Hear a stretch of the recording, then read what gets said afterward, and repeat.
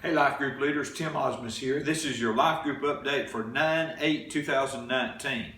Numbers for last week, we're at 262, 242 at Dalton, and 20 at Fort Oglethorpe. We're beginning to see those fall numbers come back around. I think I talked to you about the fact that we had a pretty tough summer with people traveling and all of that. And now we're beginning to see that. We're at 242 here at Highway 76 and 20 up at Fort Oglethorpe. I'd like to see here at Dalton get over that 250 mark and stay there consistently. Continue to reach out to your prospects, continue to follow up on people who might not be there for whatever reason. Continue to minister those who are sick, and be sure that when they're able, they get back into Life Group. Very important for us to make sure that our Life Groups are as healthy as they can be. Hospital meal ministry this week, there is none, so just remember that. Now the announcements for this week, there's not a lot of very specific announcements for Life Group, but these are a little bit more general to the church, and I'll mention them quickly. Tuesday, September the 17th, the Liberty Classics are going up to the Amish Farms Market in Delano, Tennessee. They'll be getting lunch up there, and then they'll be coming back. Now, September the 27th and 28th, very important, that's the Ladies Free and Fierce Conference. Tickets are available on the website and at the welcome desk on Sundays.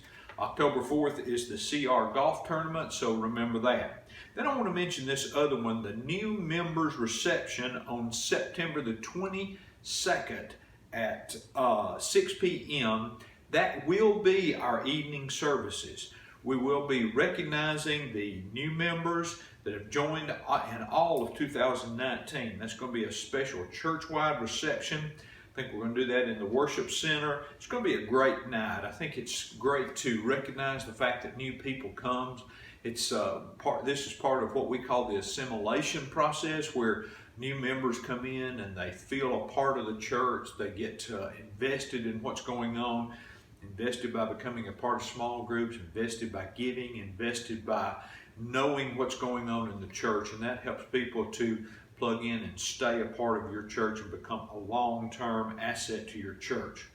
Now, this weekend we go into our third lesson in this new unit. I think you're going to enjoy this lesson out of Philippians, where Paul is talking about how the church at Philippi had helped him in his travels and reached out to him. And it also talks about how Paul had learned to be content in whatever circumstances he was in. There's going to be a lot of discussion, I think, about what contentment is. It's going to be contrasting what contentment is and what happiness is, and there's a very big difference in those two things. Happiness can be very fleeting, but contentment can stay with you because it comes from Christ and our relationship with the Lord.